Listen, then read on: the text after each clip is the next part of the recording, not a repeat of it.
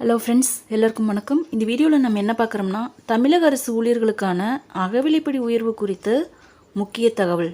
வாங்க டீட்டெயில்ஸாக பார்க்கலாம். தமிழக அரசின் ஊழியர்களுக்கான 2024ஆம் ஆண்டு அகவிலைப்படி வழங்குவதில் தாமதம் ஏற்படலாம் என்று கணிக்கப்பட்டுள்ளது. தமிழக அரசின் ஊழியர்களுக்கு ஆண்டுக்கு 2 முறை மத்திய அரசை பின்பற்றி அகவிலைப்படி உயர்வு வழங்கப்பட்டு வருகிறது. 2023 ஜூலை முதல் டிசம்பர் வரையிலான மாதங்களுக்கு 4% அகவிலைப்படி உயர்வு வழங்கப்பட்டு வருகிறது. அதன்படி தற்போது 46% அகவிலைப்படியை தமிழக அரசு ஊழியர்கள் பெற்று வருகிறார்கள். ஆனால் தற்போது தமிழகத்தில் மாதந்தோறும் பெண்களுக்கு ரூபாய் 1000 உரிமைத்தொகை மற்றும் மிக்ஜாம் புயலினால் பாதிக்கப்பட்ட மக்களுக்கு ரூபாய் 6000 உதவித்தொகை வழங்குதல் போன்ற திட்டங்கள் செயலில் இருந்து வருகிறது.